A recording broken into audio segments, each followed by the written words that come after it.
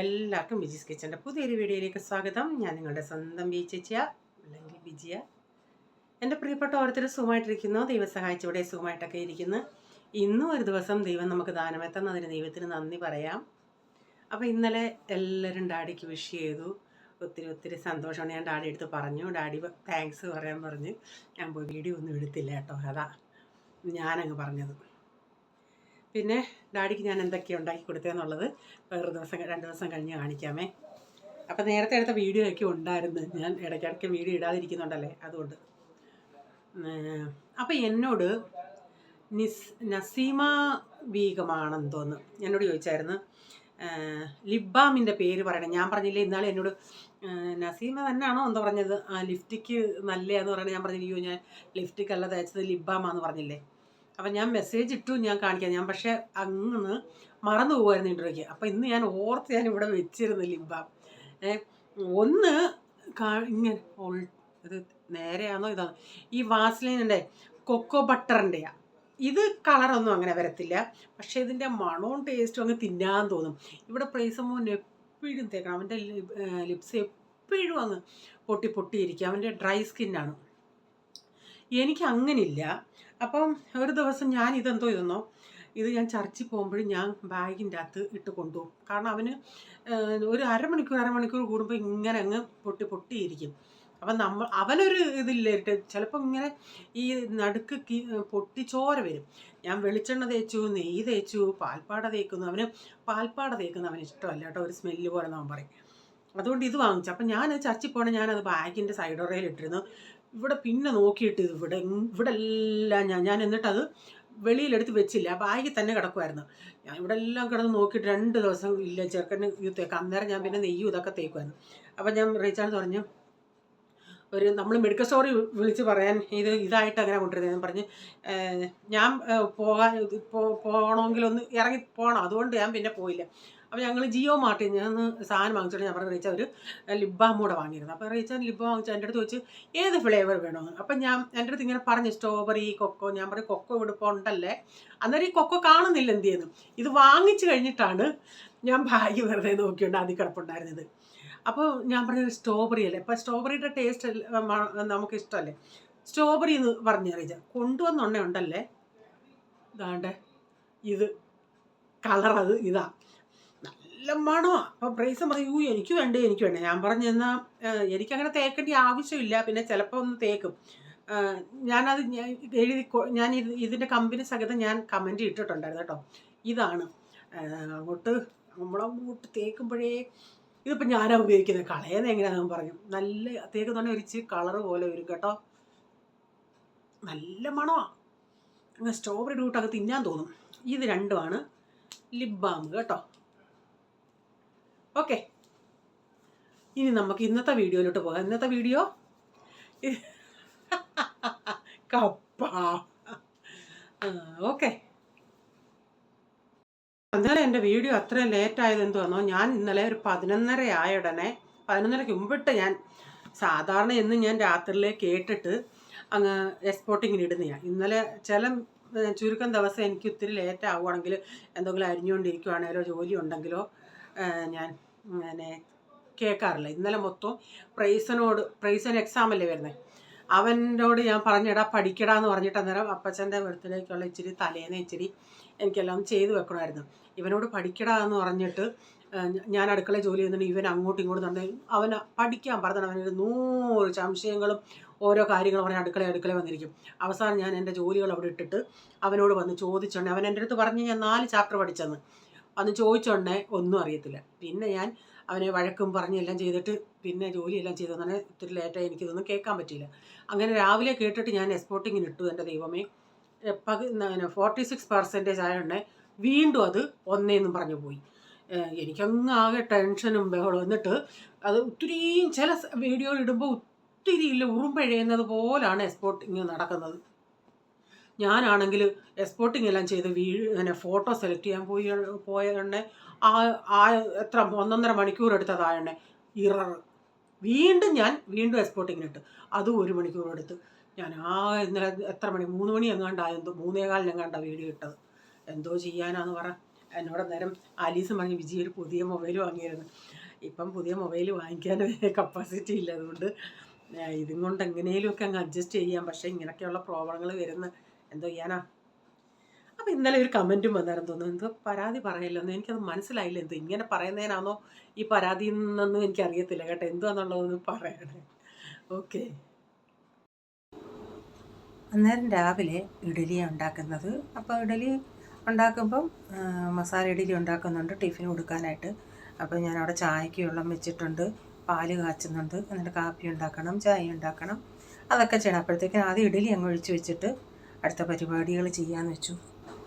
അപ്പം ഇവിടുത്തെ തണുപ്പൊക്കെ ഒന്ന് കുറഞ്ഞിട്ടുണ്ട്, ചൂടായിട്ടുണ്ട്. ഇപ്പം മാവൊക്കെ ഇനി അരച്ച് വെച്ചാൽ പെട്ടെന്ന് ഇതായിക്കോളും, തണുപ്പ് മാറി. ഇനി ഞാൻ പറയുമായിരുന്നു മറ്റേ ക്ലൈമറ്റായിരുന്നു നല്ലതെന്ന്. എനിക്ക് ഈ തണുപ്പ് ക്ലൈമറ്റാണ് ഇഷ്ടം, ഈ ചൂട് എനിക്ക് പറ്റത്തേയില്ല. മറ്റേതാകുമ്പം വിയർക്കത്തൊന്നുമില്ലായിരുന്നു. വിയർക്കും, എന്നാലും ഈ ചൂട് സമയത്തങ്ങ് വിയർത്തൊഴുകുന്നത് പോലെ. ചൂട് സമയത്താണെങ്കിൽ പിന്നെ ഒന്നും പറയണ്ട, ഡെയിലി 2-3 ഡ്രസ്സൊക്കെ മാറേണ്ടി വരും.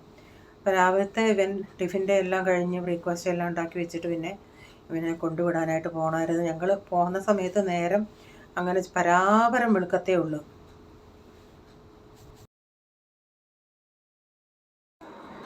രാവിലത്തെയൊക്കെ കഴിഞ്ഞതിന് ശേഷം പിന്നെ ഞാനിന്ന് ചപ്പാത്തിക്ക് ഉരുളൻകിഴങ്ങ് മെഴുക്കുവരട്ടി ഉണ്ടാക്കുന്നത്. അപ്പോൾ ഉരുളൻകിഴങ്ങൊക്കെ ഞാനൊന്ന് ഇച്ചിരി വെള്ളം ഒഴിച്ചൊന്ന് ഉപ്പി പറ്റിച്ചായിരുന്നേ.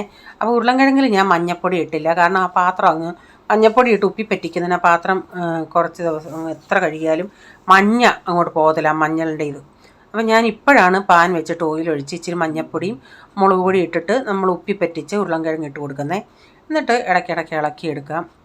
അപ്പം ചപ്പാത്തിക്ക് ഇന്ന് ഇതാണ് കേട്ടോ. അപ്പം ഞാൻ കപ്പയൊക്കെ ഞാൻ പറഞ്ഞില്ലേ, പിന്നെ കപ്പ ഞാൻ വാങ്ങിച്ചിട്ട് ഒരാഴ്ച ആയായിരുന്നു. ഈ ഇവിടുത്തെ ഈ ബഹളമൊക്കെ ആയതുകൊണ്ട് കപ്പ എടുത്തില്ല.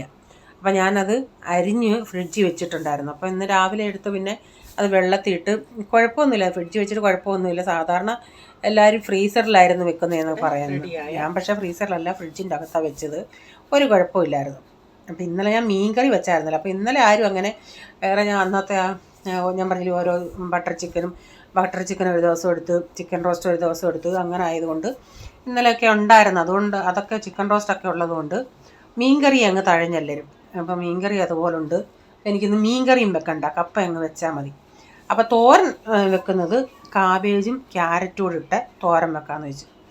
അപ്പം ഇച്ചിരി ഉഴുന്ന് പരിപ്പ് ഇട്ട് കടുക് ഇട്ടിട്ട് കറിവേപ്പിലയൊക്കെ ഇട്ട് പൊട്ടിച്ചിട്ട് അതൊന്ന് തോരൻ വെക്കാം. ഞാൻ കപ്പയൊന്ന് അടപ്പത്ത് വെച്ച് വേവിച്ച് നോക്കിയുണ്ടേ.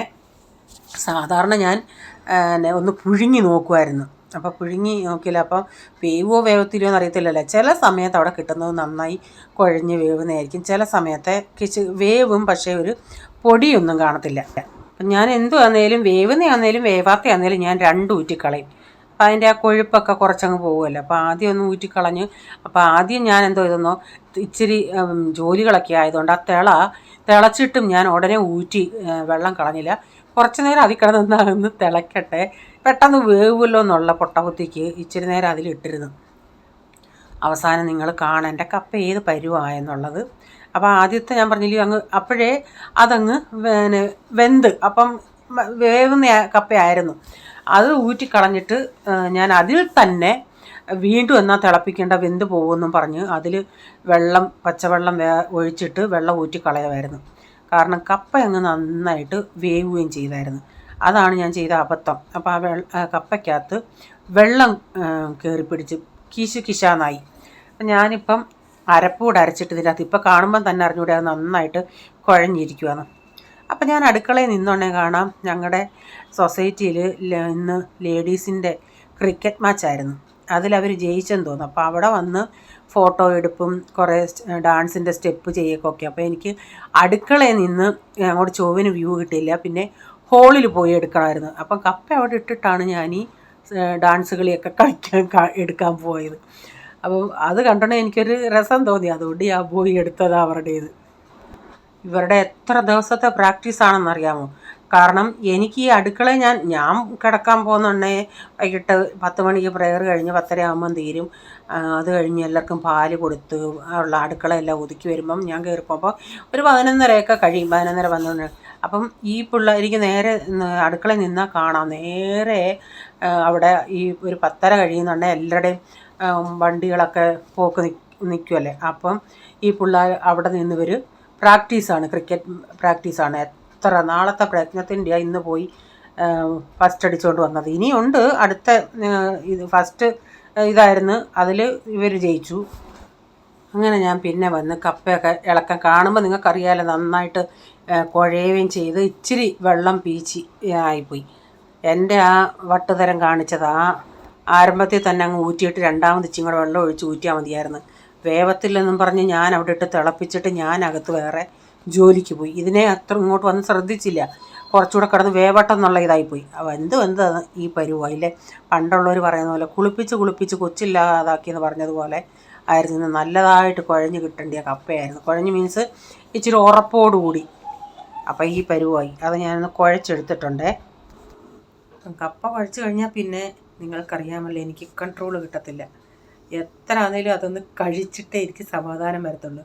എനിക്ക് കപ്പയാണേലും ചക്കയാണേലും അത് തന്നെ തിന്നുന്നതിനോട് അത്രയും അതിൻ്റെ കൂടെ ഒരു ഇച്ചിരി ചോറും ഇട്ട് ഇളക്കി കഴിക്കുന്ന ഇഷ്ടം. അപ്പോൾ ഞാനൊരിച്ചിരി കപ്പ എടുത്തിട്ട് കപ്പ കറിയായിപ്പോയി. പക്ഷേ നല്ലതുപോലെ വെന്തതായതുകൊണ്ട് കുഴപ്പമില്ലായിരുന്നു. ഇച്ചിരി ചോറും എടുത്ത് എനിക്ക് കാണിക്കണമെന്നുണ്ടായിരുന്നു, പക്ഷെ കാണിക്കാൻ പറ്റിയില്ല. അല്ലാതെ ഒന്ന് ഇളക്കി കാണിക്കുന്നേ ഉള്ളൂ കേട്ടോ. അപ്പോൾ ഈ കപ്പ ഇച്ചിരി അധികം ഉണ്ടായിരുന്നേ.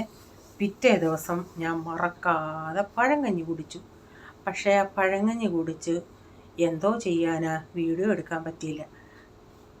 പിന്നെ ഞാൻ ചിന്തിച്ച് കൂടുതലും അങ്ങ് എടുക്കുന്നില്ല. ഇനി എടുത്തിട്ട് അത് കാണിച്ചിട്ട് ഇനി ആൾക്കാർ വേറെ കുറേ നെഗറ്റീവ് കമൻറ്റ് കൊണ്ടുവരും. അയ്യോ ഇങ്ങനെ തിന്നിട്ടാ വണ്ണം വെച്ച്. പഴങ്കഞ്ഞി നമ്മൾ ഇവിടെ കഴിക്കാറേ ഇല്ല, പിന്നെ എന്തിനാ ഉള്ള സമാധാനം കൂടെ കളയുന്നത്. അതുകൊണ്ട് ഞാൻ പിന്നെ വീഡിയോ എടുക്കാൻ പോയില്ല. കുറച്ച് കുടിച്ചു കഴിഞ്ഞിട്ടുണ്ടായിരുന്നു, ഒന്ന് കാണിച്ചാൽ കൊള്ളാമെന്ന്. പിന്നെയും ചിന്തിച്ചോ വേണ്ട, നല്ലത് പറയുന്നവരും കാണും, പന്നൽ പറയുന്നവരും കാണുമല്ലേ. അതുകൊണ്ട് എന്തിനാ വേണ്ടാത്ത വലിയെടുത്ത് വെക്കുന്നതെന്നും പറഞ്ഞ് ഞാൻ എടുത്തില്ല കേട്ടോ. അപ്പം ഞാനിവിടെ കപ്പയും ഇച്ചിരി ചോറും ആ മീൻ കറിയും കൂടെ കൂട്ടി. എനിക്ക് രസം ഇന്നലത്തെ ഉണ്ട്, തോരനൊക്കെ ഇരിപ്പുണ്ട്, എനിക്കതൊന്നും വേണ്ട, ഇത് മാത്രം മതി. അപ്പം കഴിപ്പൊക്കെ കഴിഞ്ഞ് കുറച്ച് നേരം കിടന്നു. ഉറങ്ങിയതൊന്നുമില്ല, ഇങ്ങനെ അന്നേരമാണ് മൊബൈലൊക്കെ ഒന്ന് നോക്കുന്നത്. അപ്പം വൈകുന്നേരം വന്ന് റീച്ചാൻ ഇച്ചിരി നേരത്തെ വന്ന്. അപ്പം ഞാൻ പറഞ്ഞ് നമുക്ക് രണ്ടിനും കൂടെ ഒന്ന് നടക്കാനൊക്കെ പോന്നു. അപ്പം ഇവിടെ ഒരു കാര്യം കാണണം. എന്തോന്നറിയാമോ, എയർ ഹോസ്റ്റസ് അവൻ്റെ സൈക്കിളിൻ്റെ സീറ്റ് എടുത്തോണ്ട് വന്ന് ഇങ്ങനെ വെച്ചോണ്ടിരിക്കുക.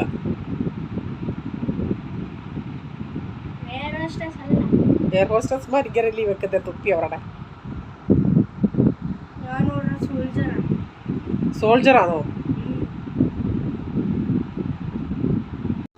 അപ്പോൾ ഇന്നത്തെ വീഡിയോയിലെ വിശേഷം ഇതൊക്കെയായിരുന്നു. വീഡിയോ ഇഷ്ടമെങ്കിൽ ലൈക്ക് ചെയ്യണേ, നിങ്ങളുടെ അഭിപ്രായം കമൻറ്റിൽ കൂടെ അറിയിക്കണേ. സബ്സ്ക്രൈബ് ചെയ്യാതെ ആരെങ്കിലും വീഡിയോ കാണുന്നുണ്ടെങ്കിൽ, വീഡിയോ ഇഷ്ടമായി വീണ്ടും ചാനൽ കാണണമെന്ന് ആഗ്രഹം ഉണ്ടെങ്കിൽ ഒന്ന് സബ്സ്ക്രൈബ് ചെയ്തിട്ട് ആ ബെല്ലൈക്കോട്ടോടെ പ്രസ് ചെയ്യുകയാണെങ്കിൽ ഓളം എന്നൊരു ഓപ്ഷൻ വരും. അതോടെ പ്രസ് ചെയ്യുകയാണെങ്കിൽ ഞാനിന്ന് വീഡിയോയുടെ നോട്ടിഫിക്കേഷൻ നിങ്ങൾക്ക് എന്നും വരുന്നതായിരിക്കും. ഇനി ഒരു പുതിയ വീഡിയോയുമായി വരും വരെ bye, god bless you all. Thank you, take care, bye, see U.